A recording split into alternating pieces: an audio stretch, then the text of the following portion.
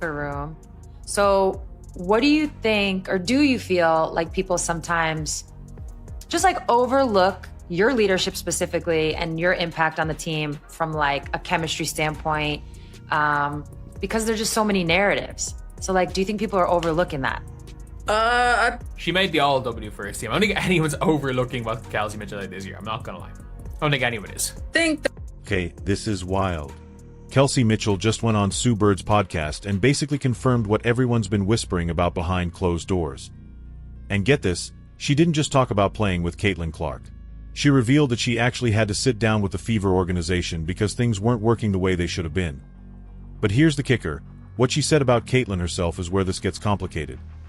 Because when you really listen to her words, you start to realize there's a massive problem brewing in Indiana that nobody wants to talk about, and by the end of this, you'll understand exactly why this situation could either make or break the entire franchise. There's just so many narratives. So like, do you think people are overlooking that? I think that in a short, yeah. I think naturally, yes, because of the society, the social media, and how bad, people take to social media and abuse it in the wrong realm of light. And so I think that's one part of it. But I also think that it was an adjustment period. And I talked to, the Fever organization about this. It's like, I think it was an adjustment period that, we all should have adjusted to throughout the course of the organization. So, here's the part everyone's talking about. Kelsey said, I think it was an adjustment period that, we all should have adjusted to throughout the course of the organization. Did you catch that? Role-playing that had to be situated. That's corporate speak for, we had no idea what we were doing. The Fever knew for 5 months that they were getting the biggest star in women's basketball history, and they still weren't prepared. Think about that for a second. 5 months of prep time, and Kelsey sitting there saying players, coaches, trainers, the entire organization, had to scramble to figure out roles once Caitlin actually arrived. But here's what most people are missing. Kelsey wasn't just talking about logistics. She was talking about something much deeper. Listen carefully to how she phrases what comes next, because this is where the real tension starts to show. We all should have adjusted to throughout the course of the organization. That actually sounds like she said she had to talk to the organization about it. So I would say, like, they did not prepare for Caitlin Clark. From an organizational level, they didn't prepare for Caitlin Clark. They knew they were getting Caitlin Clark for literally 5 months before a draft. She never was bigger than a program. Now, most people heard that as a compliment. But let's break down what that actually reveals. When someone says a superstar wasn't trying to take over, what they're really saying is that person didn't assert themselves the way they should have. Think about every dynasty in basketball history. Michael Jordan never worried about being bigger than the Bulls. LeBron James didn't hesitate to take over in Miami. Kobe Bryant demanded the Lakers build around him. That's not arrogance. That's leadership. And what Kelsey just exposed is that Caitlin came into the WNBA trying to fit into their system instead of making them fit into hers. It sounds noble, right? Humble, even. But here's the uncomfortable truth that nobody wants to admit. That's exactly the problem. Because the great ones, the truly era-defining ones, don't conform. They reshape everything around them. She basically saying Caitlin was soft. Basically, she never put her foot down and tried to override. That's what I'm thinking she going into, but I could be wrong. It wasn't, I don't know how to explain that. You know what I'm trying to say, though? Yeah, no, I know what you're trying to say. It's like she knows who she is. She comes in. She's going to obviously do her part because that's what being a professional athlete is. But with the understanding of fitting into a team, making sure we fit, making sure we have chemistry. So it's never bigger than like the group it's like itself. She wasn't trying to be bigger than everybody. Like within our locker room, she wasn't trying to be big. She should have been, bruh. She should have been. Bigger than anyone else. And Hold up. Did she really just call Caitlin soft? Because that's exactly what just happened. She wasn't trying to be bigger than everybody. That's not praise when you're talking about a generational talent. That's criticism disguised as respect. And you can hear it in how Kelsey keeps emphasizing that Caitlin fit into the team and understood chemistry translation. She didn't demand the ball. She didn't force the offense to run through her. She played nice, instead of taking control. Now, contrast that with what we saw after the Olympic break. When Caitlin and Kelsey finally clicked, they were unstoppable. The Fever were dropping 100-plus points a night. Kelsey was putting up 24 a game, and Caitlin was posting 20 points with 12 assists. They looked like the best backcourt in WNBA history, so what changed? But like, it wasn't like she wasn't trying to take over. You know, it wasn't. I don't know how to explain that. You know what I'm trying to say, though? Yeah, no, I know what you're trying to say. It's like she knows who she is. She comes in. She's going to obviously do her part because that's what being a professional athlete is. But with the understanding of fitting into a team, making sure we fit, making sure we have chemistry. So it's never bigger than like the group it's like itself. She wasn't trying to be bigger than everybody. Like, see, because she know Caitlin is comfortable with who she is. She knows she the biggest thing moving and smoking. Like, she don't have to come be arrogant. She's not an arrogant person, so she's not gonna be that way with you guys. But y'all need to play y'all. And there it is. She kept the program. The program. You know what's crazy? Kelsey keeps using that word, program. Not team. Not family. Program. Like Caitlin was joining some established system she needed to respect. Except, the Fever were terrible before they hadn't made the playoffs in years. Kelsey had been there 7 seasons without getting past the first round, so what program was Caitlin supposed to keep sacred?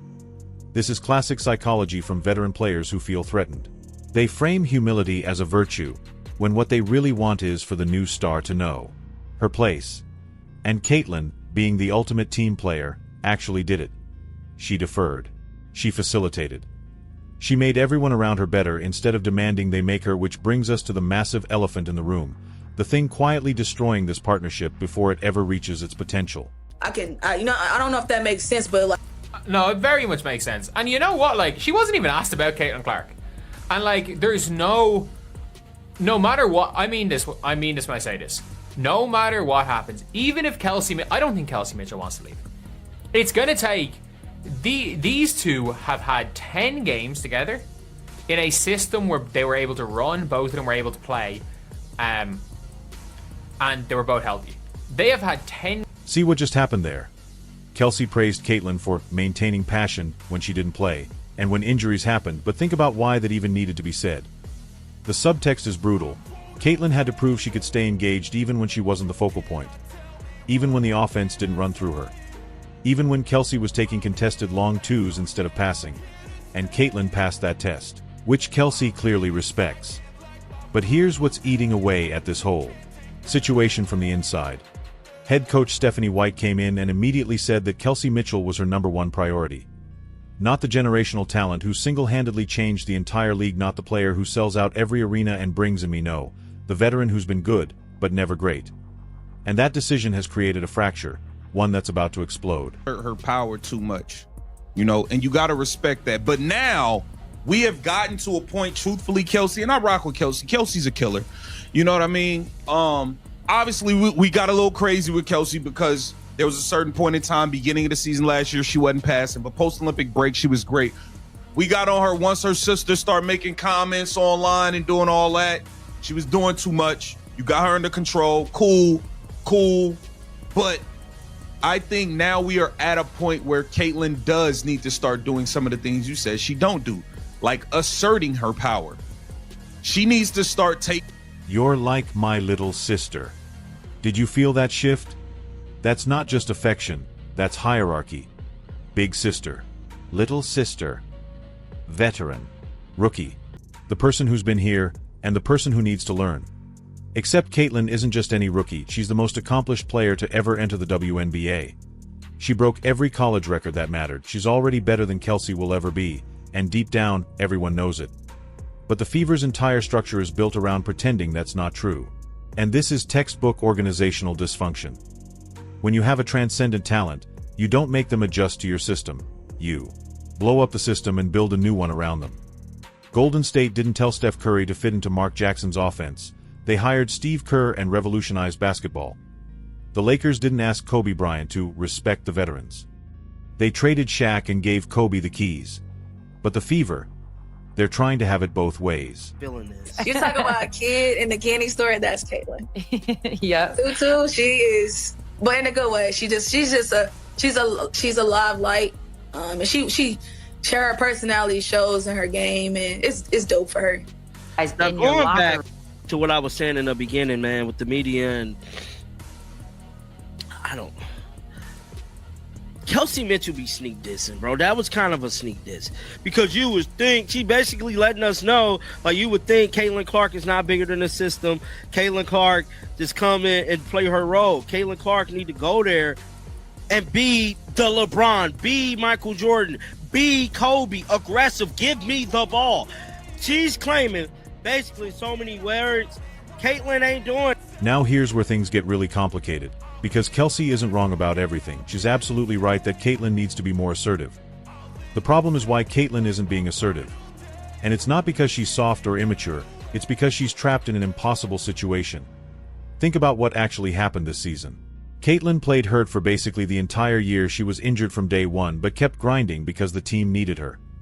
Meanwhile, head coach Stephanie White is running an offense that doesn't even maximize Caitlin's strengths. Kelsey's taking shots that should go to Caitlin. The entire system is designed to make Kelsey comfortable instead of making Caitlin unstoppable. And when Caitlin tries to take over, she gets criticized for not being a team player, so she backs off, tries to fit in, and then gets called soft. For not being aggressive enough. It's a no-win scenario, built to protect everyone's ego except the one person who actually matters. Because she likes to, like, you know, talk about She plays a basketball lot. and kind of troll a little Oh, bit. my Yeah, goodness. exactly. You talk about a kid in the candy store, that's Caitlin. Yep. Tutu, she is, but in a good way. She's a live light. And she her personality shows in her game, and it's dope for her. And like that's one of the things you can see. These two players, no matter what you think about them, and look, I will question the fit. I'm going to question the fit. I'm going to question the way the system that Stephanie White's. And get this, even the people defending Kelsey admit the fit is questionable. We can all have our opinions. We can all make our predictions.